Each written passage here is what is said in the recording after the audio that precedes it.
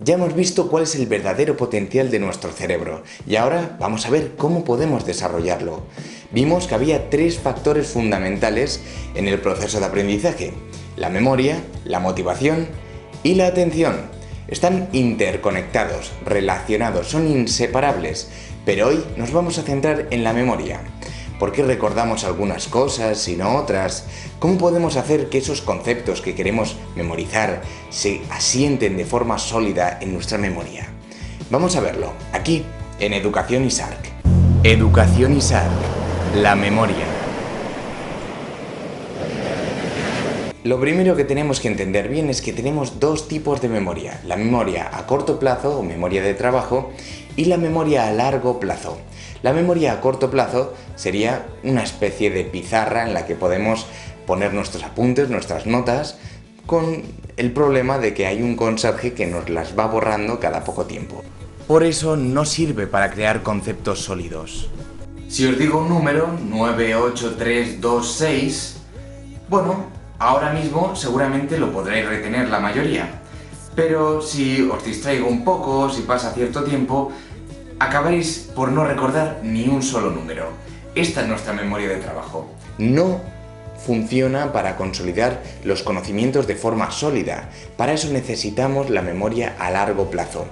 Por eso no tiene ningún sentido utilizarla para los exámenes como lo hacen la mayoría de los estudiantes. Se lo quieren meter todas las horas antes para tenerlo fresco porque no entienden cómo funciona la memoria y nadie les ha explicado cómo pueden pasar los conocimientos del corto plazo a largo plazo.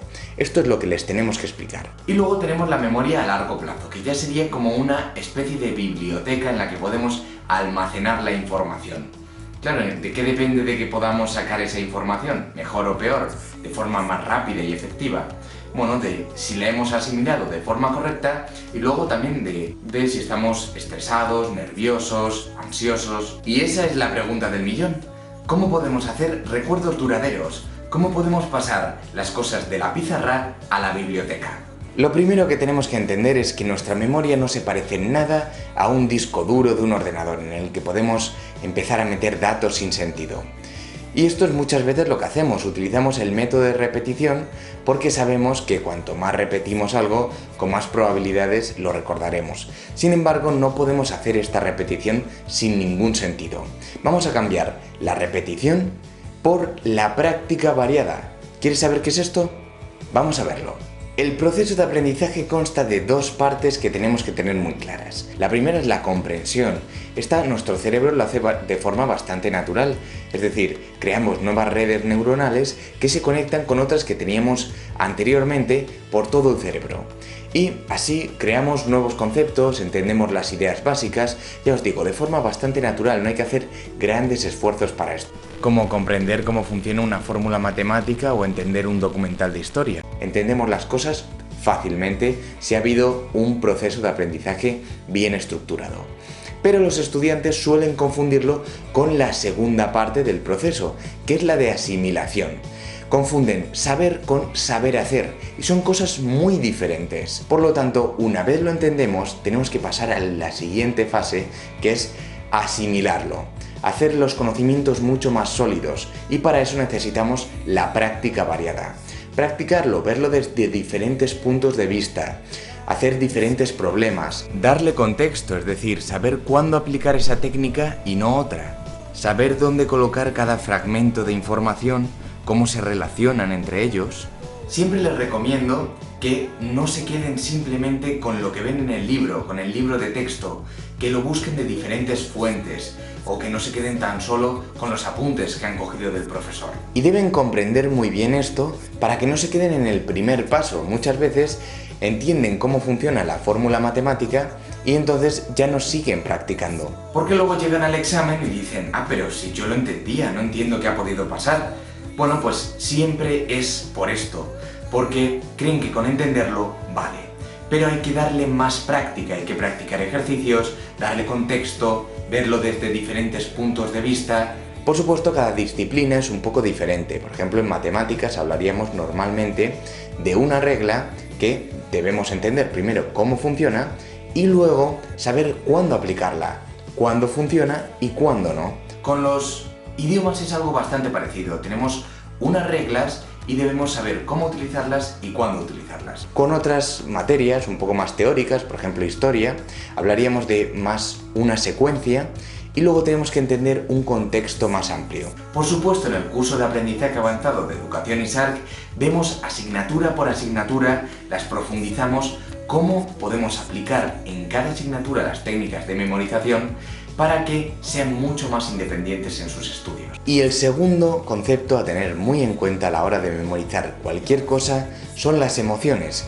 Memorizamos con mucha mayor facilidad aquello que tiene un significado emocional para nosotros. Por eso en todo proceso de aprendizaje tenemos que involucrar a las emociones. La curiosidad, la sorpresa, el entusiasmo, la pasión. Gracias a las emociones determinamos qué debemos recordar y qué no. Es nuestro filtro biológico que determina qué es importante y qué no lo es. Imaginaos que recordáramos absolutamente todo lo que pasa en nuestro día a día.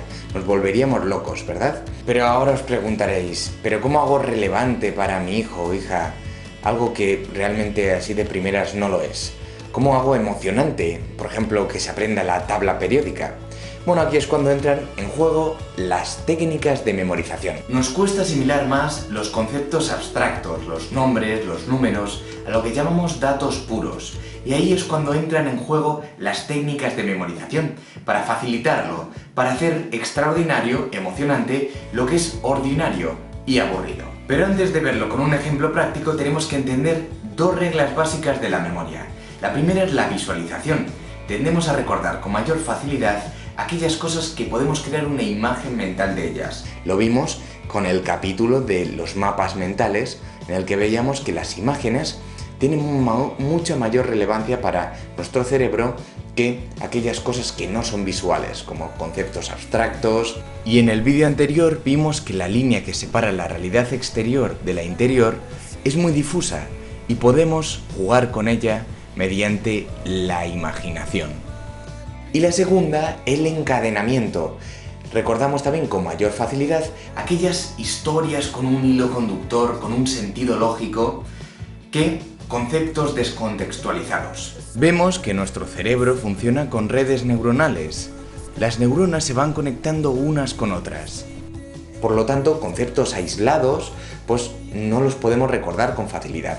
Tenemos que llegar hacia ellos, creando nuevas rutas neuronales, caminos que nos acerquen a ese concepto. Para ello tenemos que contextualizarlo, hacer la práctica variada, encadenarlo con otros conceptos que teníamos anteriormente. Y ahora que ya entendemos un poco mejor cómo funciona nuestra mente, vamos a hacer algún ejemplo práctico para ver cómo se puede aplicar a las técnicas de memorización. Antes de nada debéis saber que estas técnicas no me las he inventado yo ni mucho menos. Son una herramienta muy potente que utilizan los mejores memorizadores del mundo. Los que no conocen estas técnicas piensan que son capaces de memorizar tantos datos porque tienen un cerebro diferente o algo por el estilo. Pero lo cierto es que tienen un cerebro entrenado. Les dedican muchas horas al entrenamiento de estas técnicas, de su memoria. Si queréis que profundice más en las técnicas de memorización, pues simplemente me lo ponéis en los comentarios y haré un vídeo más extenso. Hoy solo vamos a poner un ejemplo, ¿vale? Para que entendamos un poco mejor cómo funciona esto.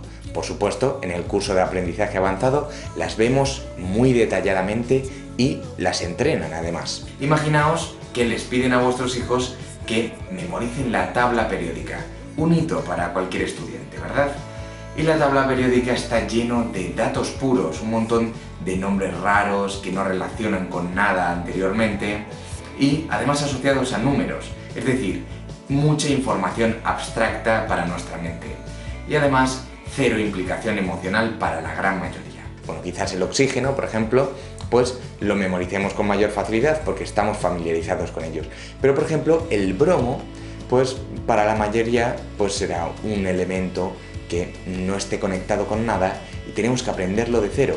Tenemos que visualizarlo y tenemos que encadenarlo, acordaros. Bromo se parece mucho a broma, ¿vale? Ya tenemos una enlazada con algo que nos resulta familiar, que es broma, una broma. Y ahora tenemos que enlazar el número 35. ¿Y cómo lo hacemos? Bueno, pues el 3 se parece mucho a la M y el 5 a la S. Por lo tanto, podemos crear una palabra a partir de ahí. Si añadimos vocales, A, M, S, nos podría quedar misa. Y ahora solo tenemos que crear una historia inolvidable, que sea emocional para nosotros. Por ejemplo, una broma en misa, la que vosotros queráis, la que más divertida os resulte. En mi caso, pues podría ser cambiar los cánticos celestiales por reggaetón. Es una buena broma, ¿no? Bueno, pues este es un ejemplo claro de cómo utilizar las técnicas de memorización. Hay varias técnicas, pero básicamente todas se enfocan en estos tres elementos: la emoción, la visualización y el encadenamiento.